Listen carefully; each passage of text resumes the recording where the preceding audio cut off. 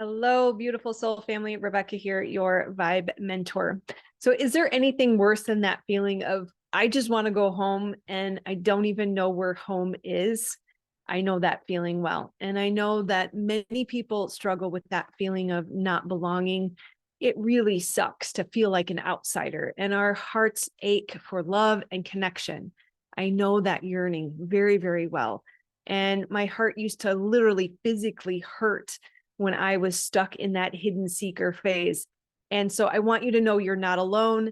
And I want you to know I figured out how to break free from that feeling. And I don't want anyone else to have to continue to suffer the way that I did.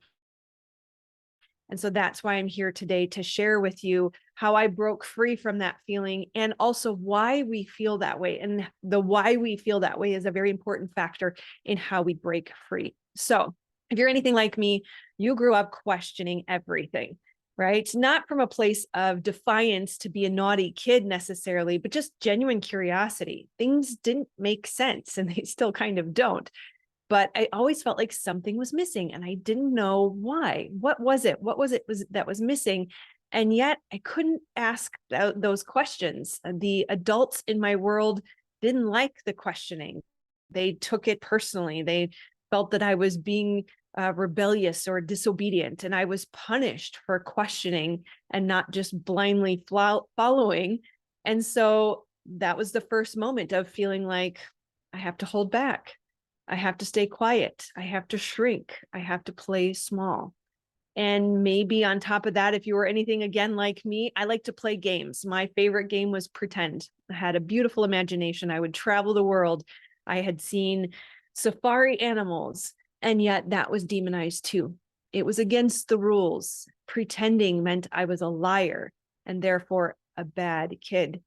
Other games were also too dangerous, too messy, too loud, too outside of the black and white lines that they had defined for us. I was just too much. And have you ever felt like that? I've heard that from many of my clients, that we all just felt like we were just too much. So we dim and we shine our light a little bit less, right? When we learned that we weren't going to get our needs met and we couldn't express how painful and confusing that felt, and then we were punished for crying and trying to express these emotions that we couldn't understand, we were told that we were asking too much or we were being too difficult. And this causes a fracture inside of ourselves. Being invalidated in that way causes us to believe there's something wrong with me because I have these needs and you won't give me what I need. So should I have these needs? Why do I need these things? I must be a problem. Maybe I don't belong. And if you've experienced any of these things, I really am sorry. I'm here because I want you to know that I have experienced them too, and I want this pain to end for you. My goal is to help end human suffering. And I know that if you're here, you likely have a similar goal. And in order to do that, we have to understand, why did we experience these things and how do we stop feeling that way? So I have good news for you. There isn't anything wrong with you, and there is nothing wrong with what you need. Zero issue with what you need. In fact, you deserve to have your needs met, every single one of them. Remember, it's not that you don't belong here. You do belong here. You not only belong here, but you can also feel at home and feel safe here in this life right now. We don't have to wait till we go somewhere else to feel comfortable and safe and at home. So let's start with the 7 reasons why we feel like an outsider, right? Why do we question our belonging? So number 1, let's get the easy, obvious one out of the way. Hurt people hurt people. Our parents did not understand what they were doing to us. They did not know how to meet our needs, nor did they know that they should have met our needs. And they likely also struggled in their childhood. They probably did the best that they could with what they had, even if it didn't seem like they were trying. They were dealing with a lot of crap inside of them as well. And unfortunately, they were our mirrors. They reflected back to us an inaccurate reflection or perception of our value and worth, kind of like being in a hall of mirrors. You go to the circus and you look in those crazy mirrors and they make you look like you're 4 feet tall and 2 feet wide. That is an inaccurate reflection of you.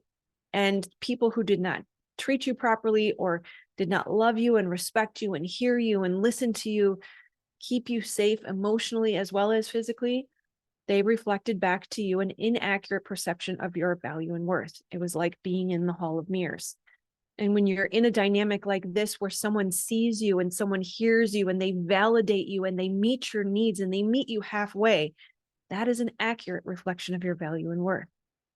And so we want to recognize the way we saw ourselves was because of this unfortunate dynamic that was not your fault. Someone's inability to see your value and worth is simply that, their inability. It is not a reflection on your value and worth. Number 2, conditioning and programming in the world today. Marketing messages left and right say, if you buy this stuff, then you're enough. If you don't buy this, you're somehow less than. You have to lose weight, be skinny, be perfect, have perfect white teeth, go to school, get a good job, buy a house, buy the stuff, have the kids, right? Do, prove your value and worth, earn your value and worth. And then what? Has it worked? It didn't work for me. And then we even get to that point of questioning, why isn't it working for me? Is it my fault? Is there something wrong with me? Just remember, it is not your fault. Conditioning and programming in the world today is creating a trauma-like response in the bodies and minds of most of humans on earth today. It is not your fault. Number 3, we came here with a different energy signature. When you walk into a room or you walk into a restaurant and people turn and look at you and you feel the eyes on you and you go, what did I do wrong? Am I wearing the wrong clothes? Is there ketchup on my nose? What did I do? There isn't anything on your face and there isn't anything wrong with you. You have a different energy and they look at you because they can feel the difference, even though they don't realize it.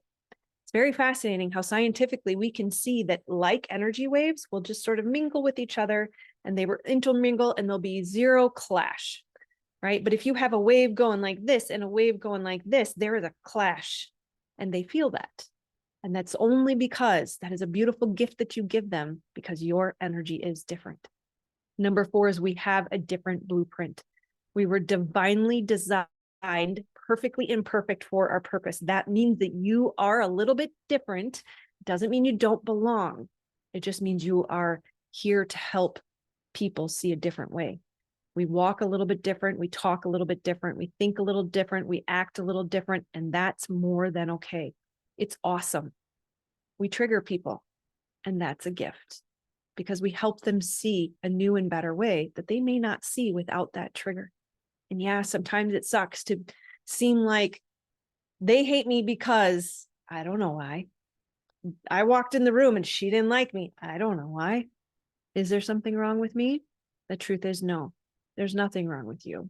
You were a gift sent to that person. And yes, while it was uncomfortable for them, you could just in your own mind go, you're welcome. And know that it says nothing about you. And it's everything about what they're experiencing inside their body. Number 5 is we are made to be leaders. We are forerunners. We are early adopters. We are here to bridge the gap from the old to the new. And while I know it hurts to feel like you're outside of the tribe, we can celebrate the offering of the massive contribution that we are bringing to the collective by being those forerunners. Somebody's got to lead the way. And thank you. Thank you for signing up for that. Thank you for being strong enough to withhold the arrows and the daggers that seemingly come at us for a vast majority or an early part of our lives. Right? We wouldn't want to be embraced in that current state because we know, we feel, we just intuitively sense whatever your method of receiving messages is, but you know that there's a better way. You know that questioning came because you knew that wasn't quite right. Pardon my stumbling. Words, not my first language. You experience, number 6, you experience this so that you can help others understand how to heal. And this is part of your purpose. The experience of breaking free from chains is incredibly powerful. And once you learn how to heal and how to help others heal, you will become possibly even unstoppable. Depends on your commitment to the divine.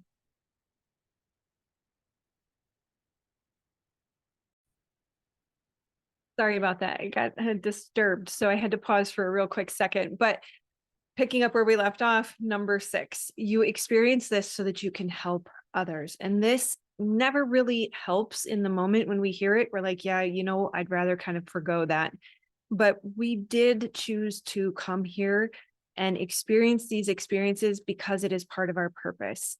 And the experience of breaking free from the chains of your past, like I said, it makes you powerful and possibly even unstoppable. And there will come a place and time in your healing journey when you can find gratitude and maybe even appreciation or a willingness to have to do it all over again. You hear the people say, I would never change anything.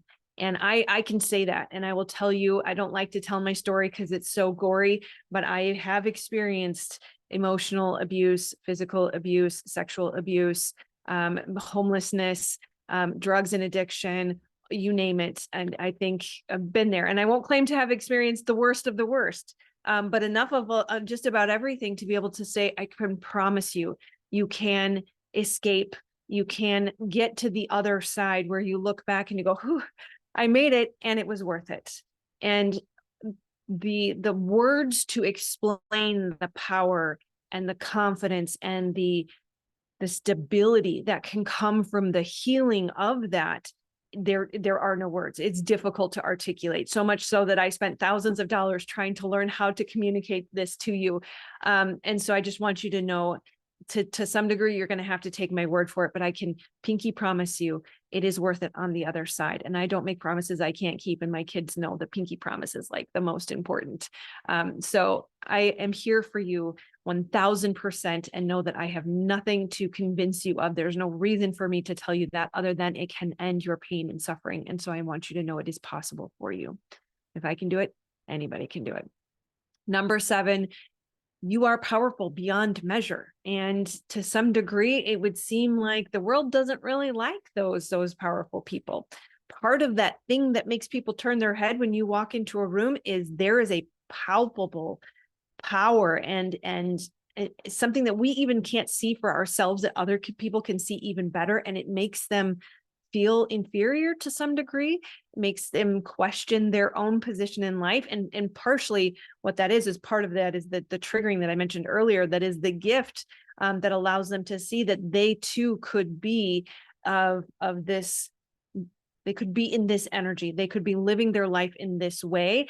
And yet there is this self-doubt that creeps in, and the question of, could I be there? And it really makes them uncomfortable because it opens up Pandora's box that really would lead to self-actualization. But remember, the Navy SEALs go through Hell Week to test their commitment. Our toxic childhood, our toxic relationship, the time in the military, whatever moments in time where you did not feel safe, seen, heard, cared for, or loved for an extended period of time, that was your Hell Week, even if it was years on end. And it really is a test of our resolve. It is the sharpening of the knife. And remembering that as we sharpen a knife on a sharpening stone, there are sparks flying, and that knife is hot red, and it's soft, and it's melting, and it's bending. And it feels so weak and vulnerable in that moment. And yet that is the sharpening moment that will make it be able to cut through anything. And these are the experiences. We were put to the test. Our resolve was tested. Are we truly committed to this path? Are we really here to help end human suffering? Are we really committed to that purpose that will not let you rest? It will not let you sleep. That unquenchable thirst for something more causes us to keep seeking and seeking and seeking, and we become the hidden seeker because we have all these unhealed wounds and traumas making us feel inferior. And yet this desire for a purpose, this desire, I cannot let go of this, knowing that I am supposed to do something that matters. It lives in me. And if you are here in this community, I would guess it also lives in you. And so I would really challenge you to try to find different perspective. And of course, I am not about the bootstrap method when you have unhealed trauma. It's just physically not possible. Your nervous system will not allow it.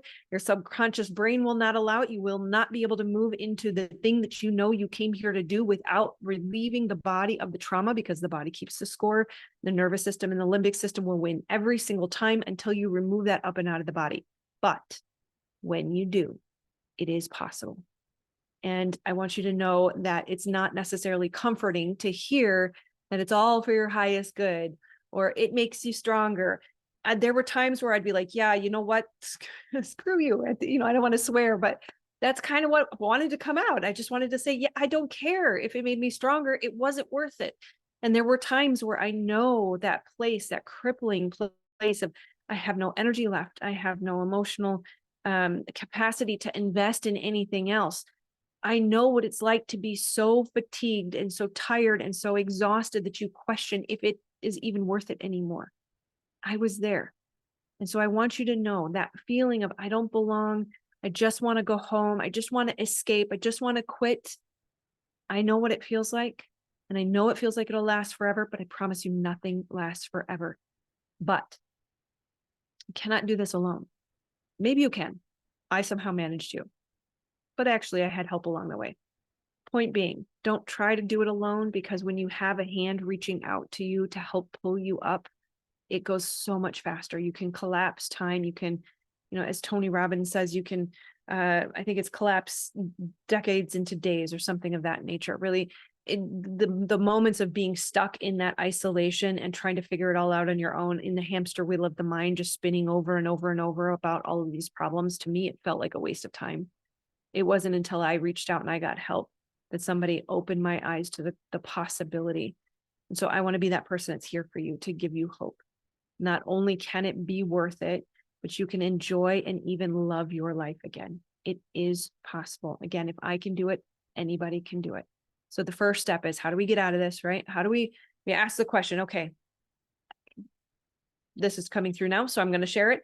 Remember, when you say, I can't, you have built a wall. You are that powerful. Your words are like spells. You are casting spells with your words, spelling, right? I can't says, okay, we're not going there. How can I says, show me the way. And because you are a co-creator with the divine, you are that powerful that you can create the way. You can call in guidance for how can I, right? So the next step is somatic trauma healing. You have to use the body. The body's naturally designed to heal. The body keeps the score. You cannot solve it from the level of the mind in which it was created. We must go into the body. And in time, after a few months or years, at the worst case, you will discover that the lies that the brain adopted to help you survive as a child are no longer serving you. Imagine yourself, if you have unhealed wounds, if you have traumas, if you have conditioning and programming of the world today, if you just feel that somatic response anytime you try to move into something new, or you experience the self-sabotage of, okay, I'm committed to posting every day. You write the post, perfect the post, over perfect the post, worry about the post, think about the post, and then delete the post. That is a somatic response. That's the body kind of freaking out and saying, yeah, it's not safe. We're not going there. It acts like a glass ceiling. Unhealed trauma is the glass ceiling that keeps us from moving into our purpose. So just remember that when you leverage somatic healing therapies, you will discover these beliefs, these programs that the subconscious brain adopted in those moments. If you were left alone at 3 years old, your brain decided, I can't count on anybody. I can't rely on anybody. I'm all on my own. It's all up to me. I got to take care of myself, and I got to figure it all out by myself. And so those beliefs, things like that, they get lodged in your subconscious brain, and they activate your nervous system anytime you try to do something that might risk re-aggravating that pain. So just know that that is what is holding you back. It's not your value and worth. It's not your capacity. It's not your capability. It's not your financial resources. It's not your time. Even though the brain will convince you those are all the reasons, what it's trying to do is keep you from looking at the trauma. It says, don't go there. Don't look at the thing that hurts you, because we don't want to feel any more pain. What it doesn't realize is by ignoring it, you are actually perpetuating the pain, and you continue to feel the suffering of not being able to move out of this stuck place and into your purpose, into the place of belonging, love, connection, community that is available to you. Someone like me, a real person on the other side of the screen that is reaching out and saying, come to the other side. I promise you it will be better when you learn how to make it better, right? Once you start this healing process, you will see that there is light at the end of the tunnel. You will start to regain your strength. New passion for life will emerge. hope will return, energy and motivation to rebuild will come. You won't feel like you have to force yourself to do something. It won't feel like pushing a boulder uphill all the time, although there will be some moments of effort required. It's not always easy, and sometimes it does feel like work, but it doesn't have to be painful, right? After the healing, we don't feel the suffering quite as much. All of those triggers are desensitized, and it's more like pushing ourselves over a speed bump instead of trying to climb Mount Everest, right? One by one, you will break free of these chains that hold us in this small, recluse, isolated place. You will break the chains of trauma and conditioning so that you can finally touch into new and profound levels of expansion and freedom and just the magnetism of knowing that I am cared for, and the profound awe that happens in every moment where you're like, oh my gosh, I cannot believe what just dropped into my lap again today. The very thing that I needed to just go the next level up, the next level up, the next level up. And it takes a commitment every day to take the action when you get the guidance. And you cannot do that if you have not healed the nervous system and the limbic system that will shut you down. Okay. I realize I'm going on and on, so we're going to wrap it up here. But eventually you will find the motivation. That's kind of the key here. You will find gratitude for the experience. Not only will you enjoy being here on earth, you will feel at home in your body. You will feel safe in your body, no matter what is going on around you. You can finally step into creating a life that you love, that you are excited to live. You wake up in the morning, you're like, yeah, I've got something to look forward to in every moment, right? And you're also at the same time helping to end human suffering and bridging the gap from the old world to the new world so that we can help create a beautiful place, not only for ourselves, but for our children. Remember that you are a beautiful and precious gift to humanity. It is an honor and a privilege to be in your energy. You have a unique gift that only you can offer, and the world needs you, not only to be healthy, but also to be happy, to be cared for, to be loved, to be nurtured. That raising your vibration, right? Raising your quality of life rises everyone. The tide rises all boats. So we need you to be cared for, to be happy, to be loved. Remember that you are not alone. We are all in this together. And if you want to know more about somatic healing therapies, you're like, what the heck is that? What is she talking about? Check out the link over here, wherever I end up putting it. And I will see you on the next video. Namaste, my friends. I love you.